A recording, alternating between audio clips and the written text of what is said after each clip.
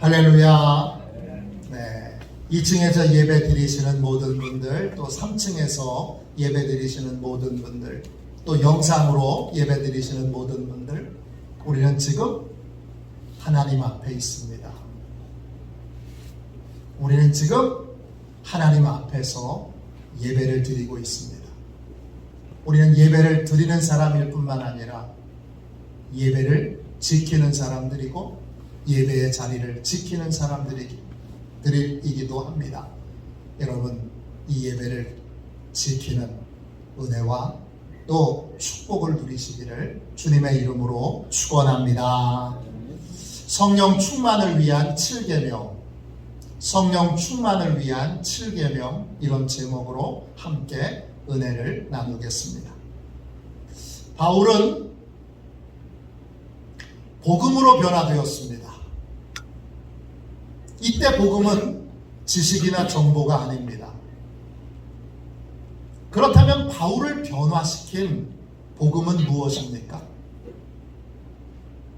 바울을 변화시킨 복음은 성령님께서 깨우쳐 주시고 알려주시는 성령님 안에 있는 복음입니다.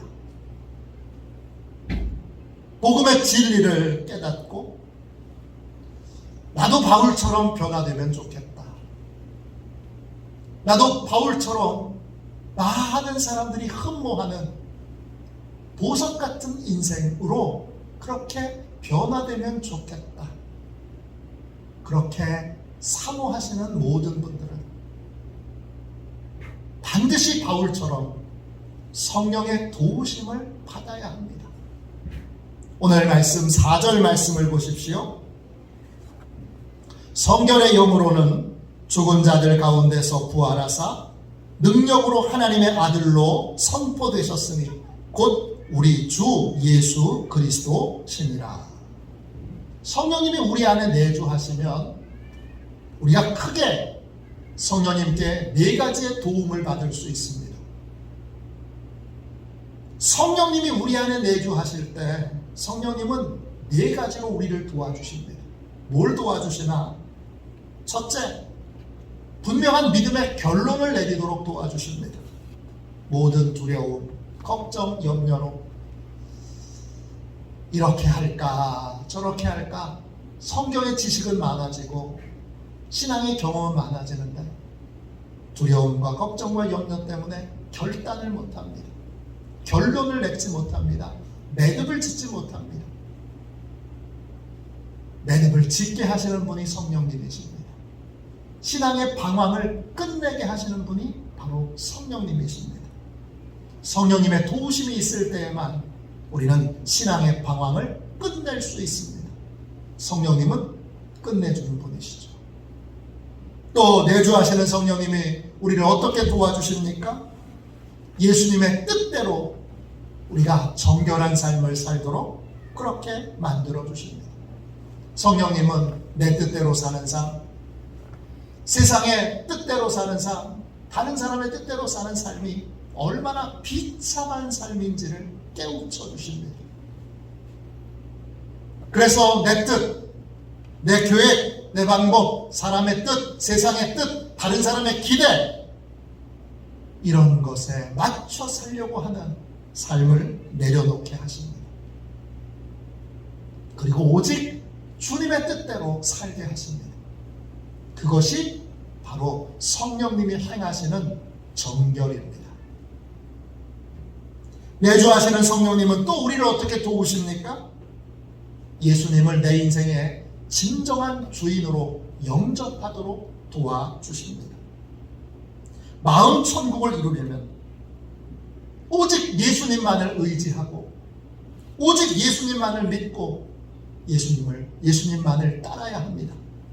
성령님이 이걸 깨우쳐 주십니다. 아, 그래야 되는구나 깨닫게 해주시고 다른 걸 주인 삼고 다른 걸 의지하던 삶을 내려놓고 오직 예수님만을 삶의 주인으로 모시고 살도록 예수님을 나의 주님, 나의 하나님으로 영접하도록 도와주십니다. 내주하시는 성령님은 우리를 어떻게 도와주십니까? 마지막 4번째로 예수님과 동행하는 삶을 살도록 도와주십니다.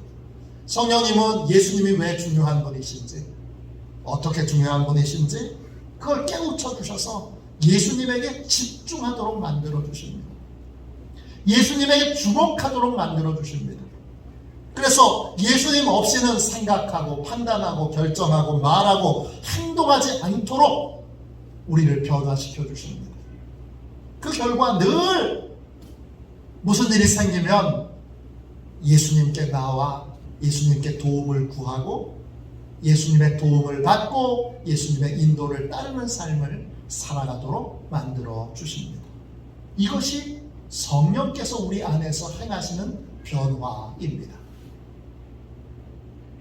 이런 변화를 바울처럼 경험하려면 반드시 성령님의 도우심이 필요합니다. 이 성령님의 도우심을 받으려면 성령님이 우리 안에 충만하게 내주에 계셔야 합니다. 그래야 성령님의 도움을 받을 수 있기 때문입니다. 오늘부터 몇 주 동안 성령 충만을 받으려면 어떻게 해야 되는가? 이것에 대해서 같이 나누려고 합니다. 저는 이 질문 앞에 몇 달 동안을 머물러 있었습니다. 이 로마서 말씀을 전해야 하기에 이 질문에 대한 온전한 답을 듣기 위하여 저도 아는 것도 많지요. 저도 경험한 거 있지요. 그러나 제가 경험한 것은 부족하고 제가 아는 것은 부족하기에 성령님께 성령 충만을 받으려면 어떻게 해야 됩니까? 이 질문 앞에 몇 달 동안을 머물러 있었습니다. 산에 올라갈 때마다 성령님 어떻게 해요? 성령 충만하고 싶어요. 더더욱 성령 충만하고 싶어요. 아무런 영향력을 끼치지 못하는 성령님은 더 이상 제가 제 안에 성령님 계신다고 말할 수 없으니 제 인생을 뒤집어 놓는 성령님, 제 인생을 완전히 바꿔놓으시는 성령님, 그런 성령님의 은혜를 누리려면, 그런 은혜를 받으려면 어떻게 해야 돼요? 알려주세요. 산에 올라갈 때마다 짧게는 4-5시간씩, 길게는 10몇 시간씩 그걸 놓고 계속 기도했습니다. 그래서 간단하게 성령님이 정리를 해주셔서 간단하게 정리하면 7개 단계가 필요하구나, 7단계가 필요하구나 라고 하는 것을 깨닫게 됐습니다. 그래서 말씀의 제목이 성령 충만을 위한 7계명입니다. 왜 계명이라고 7계명이라고 정했느냐? 7단계가 아니고 7계명인 이유는 성령 충만을 위한 7단계는 계단을 올라가는 것처럼 단계적으로 반바 올라 이루어지는 것이 아닌 경우들이 종종 있기 때문입니다. 어떤 분에게는 이 7단계가 한꺼번에 이루어지기도 하고 어떤 분은 2-3가지의 단계가 한꺼번에 이루어지기도 합니다. 그러나 저희가 차분히 이 7계명의 말씀 하나하나를 꼼꼼히 차분하게 나누려고 하는 이유는 가짜 성령 충만이 교회에 너무나 많기 때문입니다. 저는 성령 충만을 누구보다 강조하는 교회에서 부목사 생활을 했습니다. 그래서 진짜 성령 충만을 경험하는 것도 봤고 체면 때문에 믿음이 좋은 사람이라고 칭찬받기 위해서 가짜로 성령 충만한 척 흉내내시는 분들도 많이 봤습니다. 제가 부목사로 섬겼던 교회는 은사와 능력이 많은 그런 교회여서 중고등학교 수련회 가면, 중등부 수련회 가서 강사로 쓰면 다 헌금합니다. 중학교 아이들이 다 헌금하는데 헌금 내용이, 헌금의 기도 제목이 다 적혀 있잖아요. 기도 제목의 80%가 뭔지 아세요? 성령 충만 받게 해주세요. 방언 받게 해주세요. 성령의 각종 은사가 임하게 해주세요. 총명의 은사를 주셔서 공부 잘하게 해주세요. 이런 내용입니다. 중학생들의 기도 제목이 다 그럽니다. 말씀 전하고 기도하면 중학교 애들이 소리를 질러가면서 그렇게 울부짖어서 기도하고, 그렇게 기도하는 아이들 안수해주면 퍽퍽 쓰러집니다. 그런 교회에서 제가 부목사 생활을 했기 때문에, 그러니까 중학교만 올라가면 금요 철야 기도에 보통 한 1,500명, 2,000명 이렇게 참석하는데 1,500명이 여러분 박수 치면서 찬양하는 걸 들으면 엄청납니다. 근데 그 중학교 아이가 놀러 와요. 기도하러 은혜 받으러 오는 게 아니라 엄마 또는 이모 또는 선생님 또 친구들 기도하는 거 구경하러 오고, 빵하고 요구르트 주니까 빵하고 요구르트 먹으면서 거기서 철야기도 할 때 거기서 기도하는 거 보면서 구경하고, 구경하다가 기도하고, 또 구경하다가 은혜 받고, 구경하다가 성령 받는 교회가 제가 부목사였던 교회 모습입니다. 그래서 진짜 성령 충만한 것도 많이 받지만 가짜 성령 충만으로 성령 충만한 모습만 가지려고 하고 흉내만 내는 분들도 많이 봤습니다. 또 껍데기 성령 충만도 많이 봤습니다. 그래서 이 7단계를 같이 나누면서 저도 제가 지금까지 경험하고 제가 지금까지 체험했던 모든 것들을 다 응축하여 겸손하게 하나씩 하나씩 살피며 이전에 받았던 은혜, 그것들이 내 삶을 충만하게 변화시키지 못한다면 주여 다시 성령 충만 받기 원합니다. 저부터 간절히 성령 충만 받기 원합니다. 그러한 마음으로 이 말씀을 같이 나누도록 하겠습니다. 이 설교 말씀이 전해지는 동안 새벽마다 성령 충만을 위해서 통성으로 기도할 것입니다. 수요일 날도 성령 충만을 위해서 기도할 것입니다. 새벽에 나와서 또 수요일 저녁에 나와서 성령 충만을 위해서 기도하시고, 주일에도 아까 말씀드린 것처럼 일부 예배 끝나고 나서 바로 가지 마시고 성령 충만을 위해서 기도하는 시간을 가지시고, 또 2부 예배 못 미쳐서 바로 오지 마시고 3, 40분 전에 미리 오셔서 성령 충만을 위해서 최소한 2, 30분 이상 그렇게 뜨겁게 기도하시고 오늘 예배에 참석하시면 좋겠습니다. 또 낮에도 또 저녁에도 시간 날 때마다 성령 충만을 구하는 기도를 이 기간 동안에 꼭 말씀과 함께 드려주시기를 부탁드립니다. 그래서 이 설교하는 동안에 목사부터 성령 충만해지고, 그리고 모든 성도들이 성령님의 새로운 은혜를 충만히 누리는 그러한 놀라운 성령 충만을 맛보고 체험하고 경험하는 복된 시간이 되기를 간절히 소망합니다. 할렐루야, 할렐루야. 그럼 성령 충만의 첫 번째 단계는 무엇입니까? 이 첫 단계가 참 중요합니다. 첫 번째 성령 충만하려면 오늘은 첫 단계만 나눌 겁니다. 성령 충만하려면 정직하고 진실해야 합니다. 정직하고 진실하다는 게 뭐냐? 성령과 관련되어 있는 질문에 대하여 스스로 정직하고 진실하게 대답할 수 있어야 합니다. 총 4가지의 질문을 드릴 겁니다. 이 4가지의 질문에 스스로 정직하게 대답해야 합니다.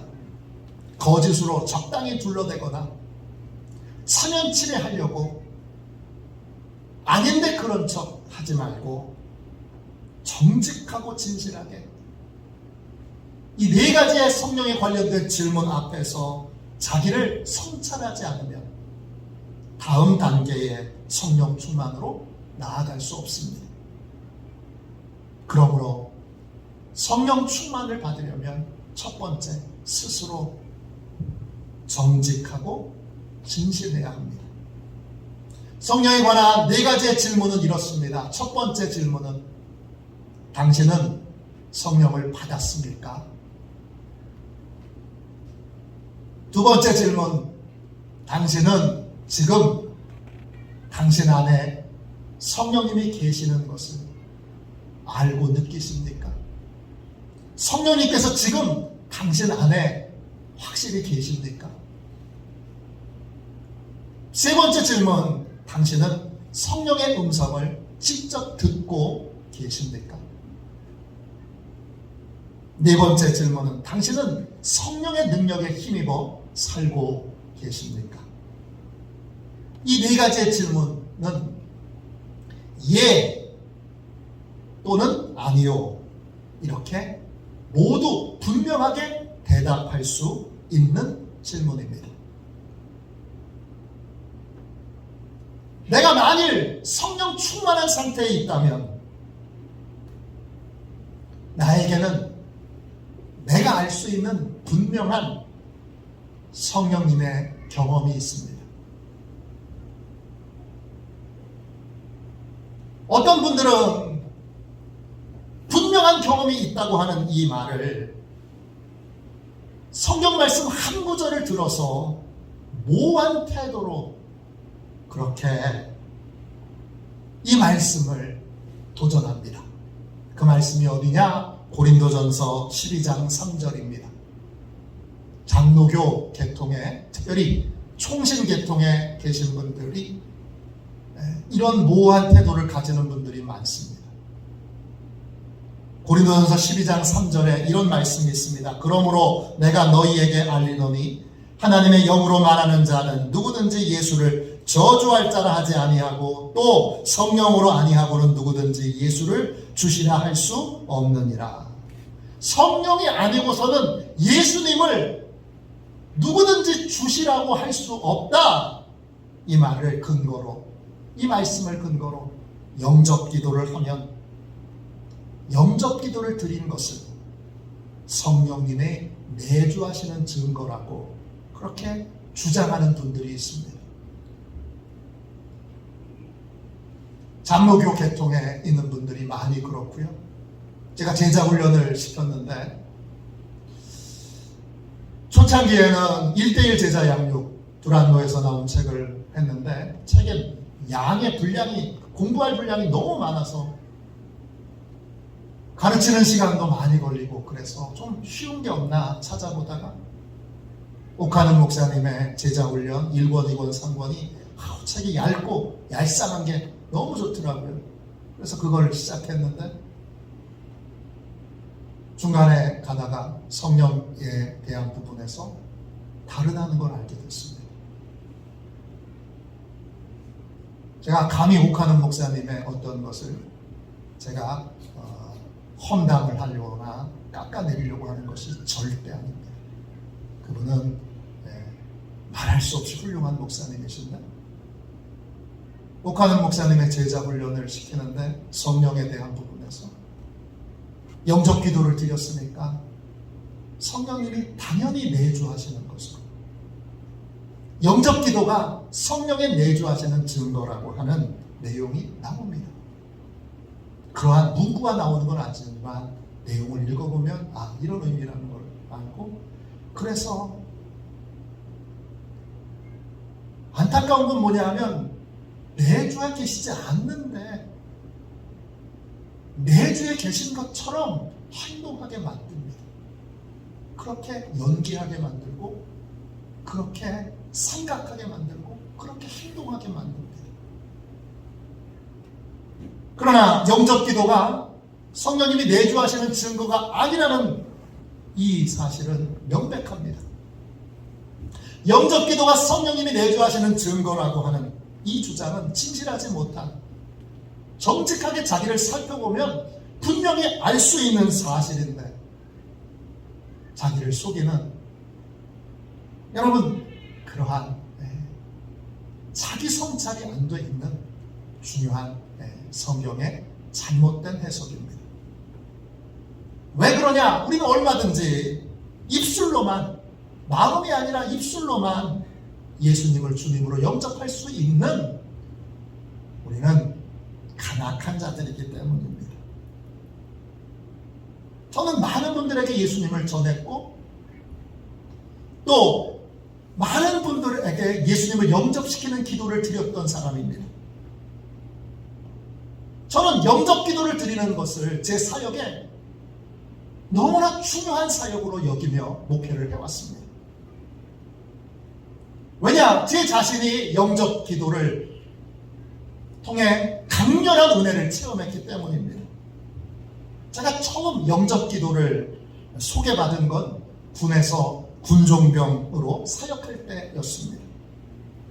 그때 저는 대학교와 대학원을 졸업한 상태였고 늦게 군에 입대했습니다. 이미 교회에서 오랫동안 사역의 경험을 가지고 있었는데 군에 이제 제가 말년 병장이 됐을 때 예수사관학교 목사님들이 오셔서 군종병 집체 교육을 인도하셨습니다. 중대군종병, 대대군종병, 연대군종병, 사단군종병 다 모이면 여러분 100명이 훨씬 넘습니다. 그들이 다 모여서 군종병 집체 교육을 하는데 그것이 제 마지막 사역이었습니다. 사단군종병이었기 때문에 제가 전체 군종병들을 이끌고 있었고 찬양 인도도 제가 했고 또 병사들이 어디 아프거나 몸이 불편하거나 다른 행정적인 문제를 해결해야 되면 제가 다 섬겨야 했습니다. 이런 상황에서 군종병 집체 교육을 그때 군종 목사님, 사단 목사님과 함께 이끌고 있는 상태에서 둘째 날 저녁 집회가 시작됐습니다. 찬양 인도를 제가 하고 맨 앞자리에 앉았습니다. 목사님 한 분이 오셔서 요한복음 10장 1절부터 18절 말씀을 읽으시고 설교를 시작하셨습니다. 내용은 이렇습니다. 좀 충격적인 내용입니다. 내가 내 마음의 문을 열고 예수님을 나의 주님, 나의 하나님으로 영접한 경험이 단 한 번도 없다면 예수님이 내 안에 계시지 않는다는 겁니다. 그 근거가 요한복음 10장 1절 2절입니다.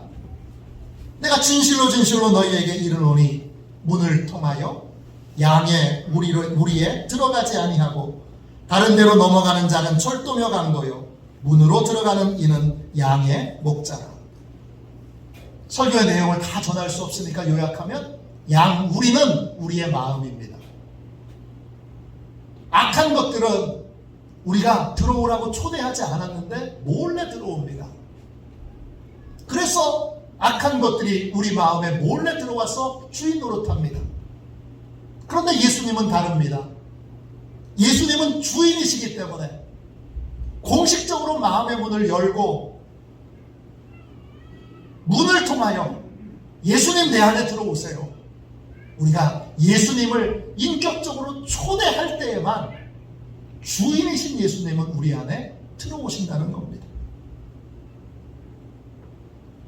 그러니까 한 번도 예수님을 나의 주님, 나의 하나님으로 공식적으로 초대한 경험이 없는 사람은 신앙생활을 아무리 오래 했어도 그분의 말입니다. 심지어 목사님이라도 그 안에 예수님이 계시지 않는다는 겁니다. 이 말씀을 맨 앞에서 듣는데 열심히 스스로 내가 예수님을 주인으로 영접한 경험이 있는가? 그 기억을 기억해내보려고 애를 썼습니다. 근데 아무리 생각해도 기억이 나지 않습니다. 그렇다면 예수님이 내 안에 계시지 않는 것이고 그러면 나는 지금까지 예수님과 무관한 삶을 살았던 것입니다. 내가 청소년기부터 목사가 되기 위해서 목사님이 되고 싶어서 얼마나 간절히 사모하고 얼마나 많이 기도했는지 하나님 아실 텐데 신학대학에 진학하기 위해 가족들의 반대를 이기기 위해 얼마나 노력했는지 그것도 하나님 아실 텐데 교회가 너무 좋아서 교회 봉사하기 위해 봉사하는 시간을 얼마나 기쁘고 감사한 마음으로 봉사했는지 그것도 하나님 다 아실 텐데, 그런데 내 안에 예수님이 안 계신다. 그럼 내가 복음을 전해서 예수 믿게 한 어린이, 청소년, 청년들은 다 뭐고? 내가 예수님을 믿도록 전해서 잘 나가던 외국계 회사를 다 그만두고 신학대학에 입학했던 청년은 또 뭐가 되고? 예수님과 전혀 무관한 내가 지금까지 사역해왔고 수많은 설교와 수많은 여러 전도와 했던 모든 것들은 다 뭐가 되는 거야? 길지 않은 시간이었지만 수많은 질문과 물음이 떠오르던 그런 시간이었고 마음에 깊은 반발감이 일어났던 시간이었습니다. 그러나 반대로, 그러나 만일 이 말씀이 진짜 사실이라면 나는 지금이라도 예수님을 나의 주님으로 영접해야 되는 건 아닌가? 한쪽에서 이 두 가지의 싸움이 심각하게 있었습니다. 어떻게 할 것인가?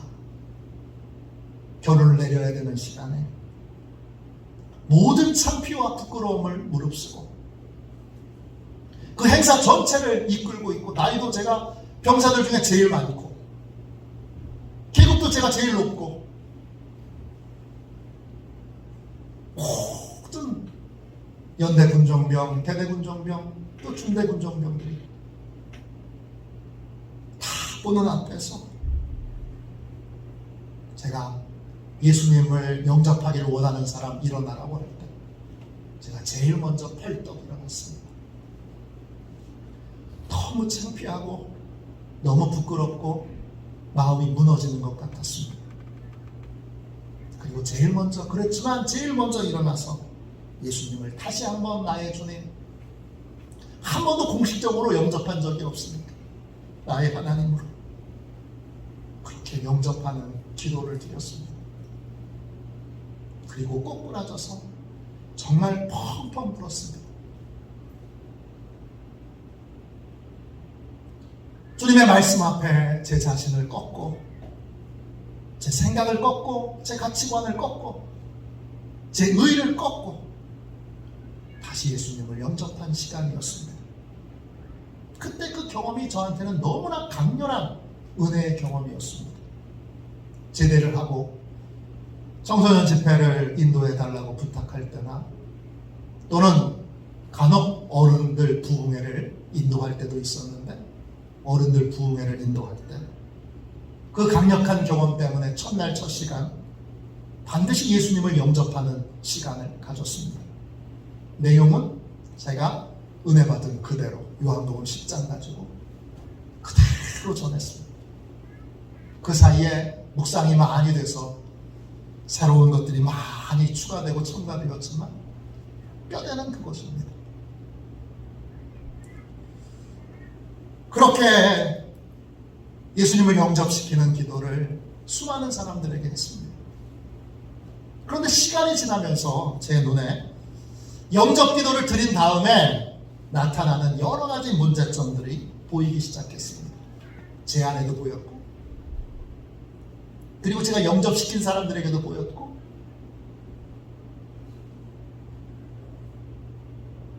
그래서 영접 기도를 그냥 일반적인 사람들은 기독교에 들어오는 통과 의례 정도로 가볍게 생각한다는 걸 발견할 수 있게 됐습니다. 또 영접기도 하세요. 사형리를 가지고 전도를 할 때 부산에서는 부침개를 구우면서 옆에서 사형리 팀이 열심히 사형리를 전했습니다. 그러면 열심히 전하는 게 또 듣는 게 미안하니까 예의상 영접기도를 따라하는 분들도 많았습니다. 영접기도가 꼭 필요한 것이지만 믿음의 결단을 하는데 중요한 변화를 주는 그러한 영접 기도는 너무나 필요한 것이지만 영접 기도를 드렸다는 것이 확실한 구원의 증거나 또는 성령이 내주하신다는 증거가 되지 못한다는 사실을 그때 명확하게 알게 됐습니다. 예수님께서도 말로만 예수 믿는 것에 대해서 이렇게 말씀하셨습니다. 마태복음 15장 8절입니다. 이 백성이 입술로는 나를 공경하되 마음은 내게서 멀도다. 예수님을 주님으로 영접했다는 영접 기도를 드렸다는 것이 성령님이 내주하신다는 충만한 증거가 되지 못합니다. 우리는 정직하게 이걸 인정해야 됩니다. 이걸 인정하지 않으면 우리는 성령님이 이미 계신데 그러며 성령을 위한, 성령이 내주하시도록 성령의 충만을 위하여 기도할 수 없습니다. 예수님께서는 부활하시고 승천하시면서 제자들에게 이렇게 말씀하셨습니다.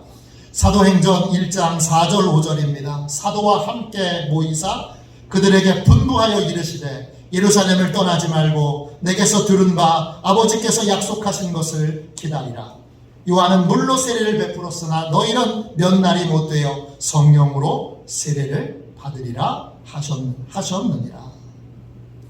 예수님이 승천하시면서 제자들에게 성령 세례를 위해서 간절히 기도하면서 기다리라고 그렇게 명령하셨습니다. 예수님의 명령을 받은 제자들 중에는 12사도가 포함되어 있습니다. 그들은 예수님을 따르기 위해 모든 걸 버린 사람들입니다. 그들은 3년 동안 예수님과 함께 먹고 자면서 특별한 제자 훈련을 받았던 특공대 중에 특공대입니다. 이 12명이 예수 믿는 사람이 아니라면 도대체 누가 예수 믿는 사람입니까? 예수를 믿고 헌신도 하고 많은 희생도 했던 그들에게 예수님이 말씀하셨습니다. 성령이 약속되어 있으니까 성령을 간절히 구하며 성령이 임하도록 기다리라 명령하셨습니다. 성령 세례는 예수님을 믿기로 결단하는 것과 예수님을 따르고 섬기기 위해 희생하는 것과 또 제자 훈련을 받는 것과 다른 더 놀라운 은혜의 선물이라는 사실을 우리는 기억해야 합니다. 우리는 예수님을 믿어도 또 예수님을 따르기 위해 많은 희생과 섬김이 있어도 오랫동안 제자 훈련을 받았어도 성령님의 특별한 도움과 선물을 받기 위하여 반드시 성령 세례를 받아야 합니다. 성령 세례는 다른 어떤 것과 대체될 수 없습니다. 대체할 수 있는 것이 있다면 예수님이 제자들에게 성령 세례를 받도록 사모하며 기다리라고 그렇게 명령하지 않으셨을 겁니다. 성령 세례는 성령 충만과 같은 것입니다. 첫 번째 성령 충만을 경험하는 것이 곧 성령 세례입니다. 한 번 성령 세례를 받았다고 그것으로 끝나는 것이 아닙니다. 목사님, 또 어떤 분은 제가요 20년 전에, 10년 전에, 5년 전에 성령을 뜨겁게 체험했지요. 성령 충만을, 성령 세례를 한 번 경험한 것으로 끝나는 것, 성령 충만은 그런 것이 아닙니다. 지속적으로 계속 부어져야 합니다. 뭐하고 똑같은 거냐? 자동차 기름이 떨어지는 것과 같습니다. 자동차 기름에 이제 기름이 떨어져 간다고 빨간불이 들어와 있는데도 계속 모른 척하고 달리면 결국 자동차는 멈추게 되어 있습니다. 성령 충만도 마찬가지입니다.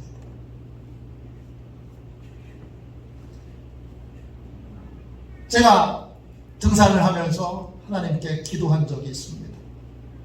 주님, 만일에 제 인생에 아무런 영향력을 끼치지 못하는 성령 충만이라면, 저에게 어떤 영향력도 끼칠 수 없는 성령 충만이라면, 저는 그것이 주님이 약속하신 성령 충만이라고 그렇게 믿지 않겠습니다. 저는 정직하게 제 삶에 성령님이 어떤 영향을 끼치고 있는지 그것을 보겠습니다. 제 삶을 송두리째 뒤바꿔 놓을 수 있는, 저를 완전히 바꿀 수 있는, 우리 화도시온 교회를 완전히 뒤집어 놓을 수 있는 그런 성령을 보내주십시오. 제가 기도했습니다. 오래전에 성령을 체험한 것을 가지고 근근히 지금까지 그걸 근반으로 그렇게 신앙생활을 해왔다면, 더 이상 성령님이 내 안에 역사하시지 않고 어떤 영향력도 끼치지 못한다면, 우리는 우리 안에 계신 성령님께서 소멸될 수 있다는 것을 경고하셨다는 말씀을 기억해야 합니다. 데살로니가전서 5장 19절입니다. 성령을 소멸하지 말며. 성령이 소멸된다는 것은 성령이 떠나신다는 말이 아닙니다. 성령님은 우리를 떠나지도 않고 버리지도 않으십니다. 그러나 우리가 성령을 멸시하고 내 생각과 내 계획과 성령님이 싫어하시는 죄악의 습관을 고집하게 될 때, 성령님이 더 이상 아무런 영향력도 내 삶에 끼치지 못하게 됩니다. 성령이 소멸된다는 것은 내 안에 계시지만 아무런 영향력도 끼치지 못하는 상태가 되어버린 것을 의미합니다. 과거에 강렬한 성령을 경험했어도 지금 내 삶에 성령님이 아무런 영향력도 끼치지 못하다면 정직하게 진실하게 대답해야 됩니다. 내 안에 성령님은 소멸되어 있는 것입니다. 성령님이 계시다는 걸 조금도 느끼지 못하고, 성령의 음성을 듣지도 못하고, 그리고 예수 믿는 사람이나 믿지 않는 사람이나, 성령 받은 사람이나 받지 않는 사람이나, 삶에 어떤 변화도 어떤 차이도 없다면 도대체 성령을 받은 것과 받지 않은 게 무슨 차이가 있는 겁니까? 전에 아무리 강력한 큰 은혜와 성령의 능력을 체험했어도 지금 성령님과 교제하지 않고 단절되어 있다면 진심으로 회개하고 다시 성령 충만을 위하여 사모하는 마음으로 기도해야 합니다. 내 안에 성령님이 계신 것이 느껴지지 않는다면, 지금 내가 전혀 성령님의 음성을 듣지도 않고 그 음성에 순종하고 있지도 않다면, 성령의 능력으로 변화되고 달라지는 삶을 살고 있지 않다면, 지금이야말로 다시 성령 충만을 위하여 간절히 사모하고 기도해야 할 때입니다. 그 첫 출발이 성령에 관한 4가지의 질문 앞에 정직해지는 것입니다. 우리는 성령 충만을 경험하는 데 있어 성령 충만이 다양하다는 걸 기억해야 합니다. 성령 충만은 그 충만을 경험하는 것이 한 가지, 두 가지, 특별히 몇 가지의 방법으로 이렇게 여러분 성령님의 방법을, 성령님의 임재하시는 그 방법을 축소하지 말아야 합니다.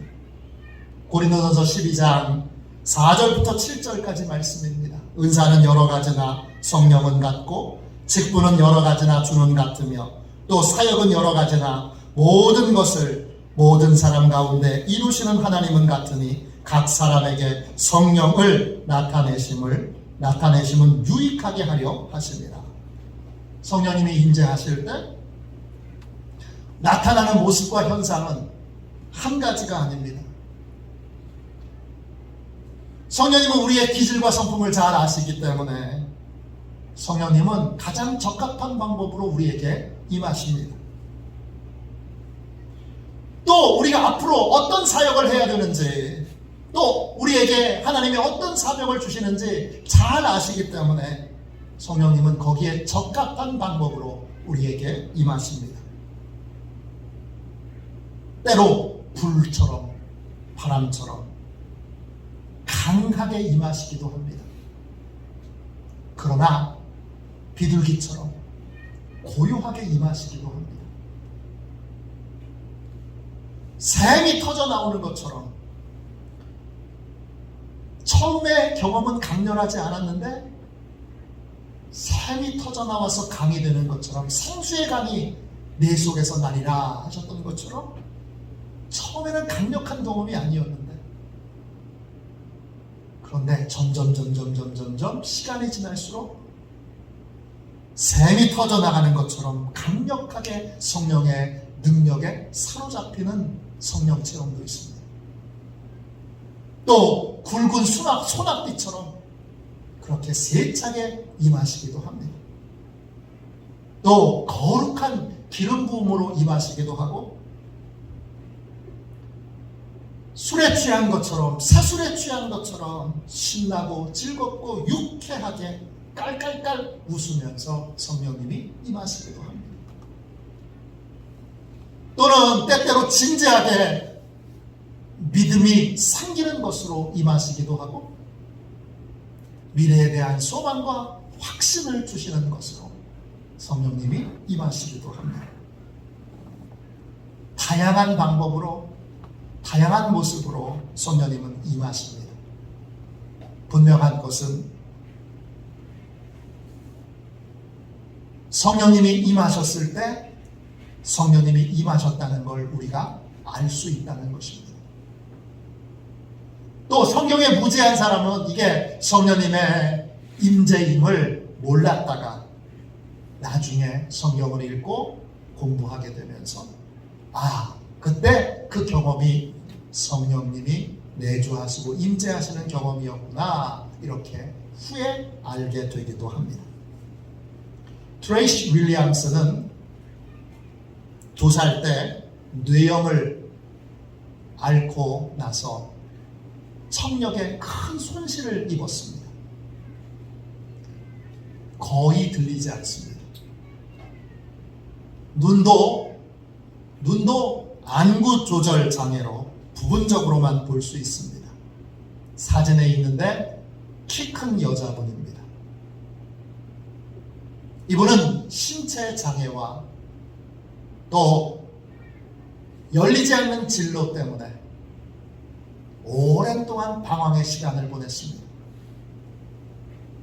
그러다가 예수님을 만나게 되었고 마침내 그리스도인이 되었습니다. 그리스도인이 된 다음에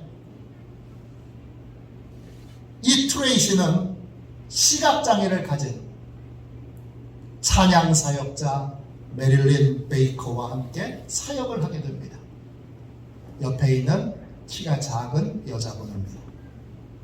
메릴린을 도와서 행정적인 일들을 처리해 주던 트레이시는 성령의 충만한 임재를 경험하게 됩니다. 그리고 구체적인 성령의 음성을 듣기 시작합니다. 그리고 성령님의 인도함을 따라 하나님의 음성 듣는 법을 사람들에게 가르치기 시작합니다.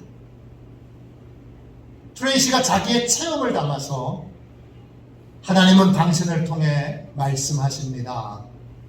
이런 제목의 책을 썼습니다.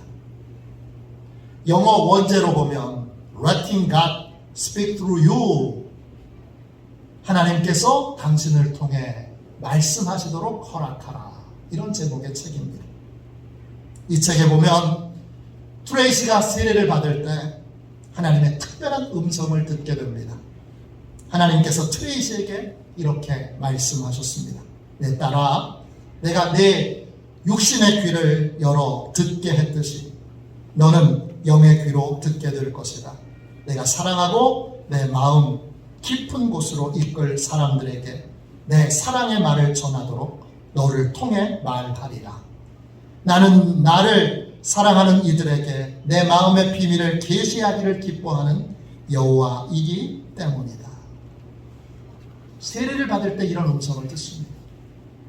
그리고 나서 성령께서 삶이 터져나가는 것처럼 점점 더 강력하게 임재하기 시작하십니다. 성령님이 다양한 것을 일깨워 주시고 깨닫게 해주십니다. 특별히 하나님께 공급받지 못하면 사람들에게 아무것도 전해줄 수 없다는 걸 깊이 깨닫게 됩니다. 그래서 트레이시는 오랫동안 하나님께 공급을 받는 법을 배우게 됩니다.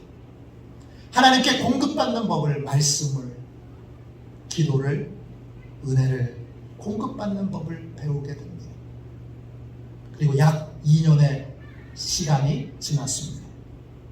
찬양 집회를 인도하던 베이커를 돕기 위해 간절히 기도하던 중에 트레이시는 그날 하나님께서 하실 일들을 직접 하나님께 듣게 됩니다. 성령의 음성을 생생하게 듣기 시작한 것입니다. 그날 그 집회에 가족을 잃은 사람이 참여할 것이라고 하나님이 말씀하십니다. 그날 그 집회에 너무나 위로가 필요한 몇 사람이 참여할 것이라고 하나님이 말씀하십니다. 그리고 그들에게 다가가 트레이시가 기도해주고 그들의 손을 잡아주었습니다. 그들에게 놀라운 하나님의 위로가 임하게 됩니다. 트레이시는 한 번에 강력한 성령의 임재를 체험하지 못했습니다. 그러나 샘이 터져 나오는 것처럼 점점 강해지고 깊어지는 성령의 충만한 역사와 임재를 체험하게 되었습니다. 성령의 임재 가운데 성령과 동행하는 삶을 살고 있던 트레이시가 어느 날 열정적으로 예배하는 그러한 집회에 참여하게 됐습니다. 예배드리는 모든 사람들이 다 일어나서 손을 들고 춤을 추면서 열정적으로 찬양을 하고 있는데 트레이시는 조용히 앉아서 찬양하고 있습니다. 한 여성이 트레이시를 보면서 이렇게 말합니다. 성령 세례 안 받으셨어요? 놀란 트레이시가 그녀를 바라보며 엉겹결에 이렇게 대답합니다. 받았는데요. 그러자 그 여성이 의심스러운 눈초리를 보며 이렇게 물었습니다. 그럼 왜 다른 사람처럼 춤을 추지 않지요? 이날 트레이시는 아주 중요한 것을 깨달았다고 고백합니다. 성령 충만은 한 가지의 모습으로 나타나지 않습니다. 성령 충만은 다양합니다. 어떤 힘이나 능력을 체험하기도 하고 뜨거운 불이나 강한 바람을 경험하는 그 강력한 경험만이 성령 충만을 받은 것이 아닙니다. 강력한 이것만이 성령 충만이 아닌데 그걸 받지 못하는 그러한 분들 중에 그렇게 받은 것처럼 흉내내는 분들을 많이 봤습니다. 놀라운 건 그렇게 흉내내는 분도 흉내만 내지 않는다면 흉내내는 것으로 손쉽게 성령 받지 못한 것을 해결하려고 들지 않고 정직하게 하나님 앞에 애통하는 마음으로 성령을 구했다면 그분의 기질과 성품에 맞는 성령의 세례가 성령 충만이 임했을 것입니다. 그러면 성령 세례가 한 가지로 오는 게 아니구나. 다양한 방법으로 다양한 모습으로 올 수 있게 되는 것이구나. 이렇게 체험했을 텐데 안타까운 것. 나는 성령 충만 못 받아. 그렇게 성령을 사모하는 마음 자체를 자기 정죄로 바꿔서 나는 못 받으니까 받은 것처럼 흉내만 낼 거야. 받은 것처럼 그렇게 모양만 취할 거야. 그렇게 모양만 취하는 분들이 여러분, 제가 부목사로 섬겼던 교회에는 정말 많았습니다.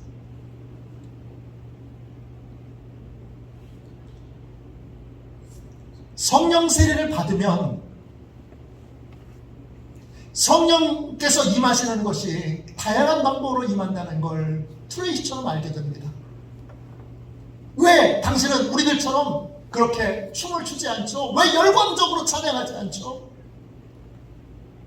열광적인 방법으로만 성령님이 임하시지 않기 때문인 것을 트레이시가 알기 때문입니다. 자기 안에 성령님이 계시는 것을 누구보다 분명히 알고 있기 때문입니다. 성령을 받은 사람은 자기 안에 성령님이 계시는 것을 압니다. 그래서 다양한 방법으로 성령님이 임하시는 것을 알기에 어떤 것을 흉내내려고 하지 않습니다. 정직해지면 비로소 길이 열립니다. 그러나 정직해지지 않고 손쉬운 방법으로 성령 세례를 받은 것처럼 흉내내야지 하면 안타깝게도 진짜 성령 세례를 받을 수 있는 길이 막히게 됩니다. 요한복음 14장 16절부터 17절에 이런 말씀이 있습니다. 내가 아버지께 구하겠으니 그가 또 다른 보혜사를 너희에게 주사 영원토록 너희와 함께 있게 하리니 그는 진리의 영이라 세상은 능히 그를 받지 못하나니 이는 그를 보지도 못하고 알지도 못함이라. 그러나 너희는 그를 아나니 그러나 너희는 그를 아나니 그는 너희와 함께 거하시며 또 너희 속에 계시겠음이라. 세상은 성령을 알지도 못하고 성령을 받을 수도 없습니다. 그러나 성령을 받은 사람은 성령이 어떤 분이신지를 압니다. 성령을 받은 사람은 자기 안에 성령님이 계시는 것을 분명히 압니다. 진짜 성령 충만을 받고 싶다면 그렇기 때문에 제일 먼저 성령의 질문에 대하여 정직하고 진실하게 대답해야 합니다. 성령의 네 가지의 질문에 대하여 예 또는 아니오로 대답해야 합니다. 그럴 때 진짜 성령님을 구하고 찾고 두드릴 수 있는 믿음의 용기와 기도의 삶을 살아갈 수 있게 됩니다. 성령 안에서 복음을 만나야 합니다. 그래야 변화될 수 있습니다. 성령의 도우심이 없이는 믿음의 확신도, 주님을 영접하는 것도, 정결한 삶을 사는 것도, 주님과 동행하는 삶을 사는 것도 불가능합니다. 오직 성령 안에 있는 복음으로만 이 모든 일들이 가능합니다. 성령의 도움을 받으려면 반드시 성령 충만해야 합니다. 성령을 충만히 경험하고 우리 안에 성령님이 내주에 계셔야 합니다. 성령의 음성을 들어야 되고 성령님이 능력으로 일하시는 것을 믿고 성령님의 능력을 따라 성령의 능력을 힘입어 삶을 살아야 합니다. 이 모든 것의 첫 출발, 첫 단추는 성령의 질문에 대하여 정직하고 진실해지는 것입니다. 정직해질 때 비로소 간절히 성령님을 사모할 수 있는 목마름이 생기고 간절히 기도하고 구할 수 있는 믿음의 용기를 갖게 됩니다. 성령 충만을 위하여 말씀을 나누는 이 기간 동안 여러분 모두에게 성령 충만의 은혜가 있기를 주님의 이름으로 축원합니다. 축원합니다. 우리 함께 찬송가 183장 우리 1절만 두 번 찬양하고 오늘 비가 내리는 것처럼 오늘 성령의 단비가 이곳에 충만히 임하게 하여 주옵소서. 우리 183장 함께 우리 뜨겁게 우리 찬양하고 1절만 두 번 찬양하고 통성으로 기도하겠습니다. 오늘은 유철현 목사님께서 마지막 축도를 해 주시겠습니다. 우리 183장 함께 찬양합니다.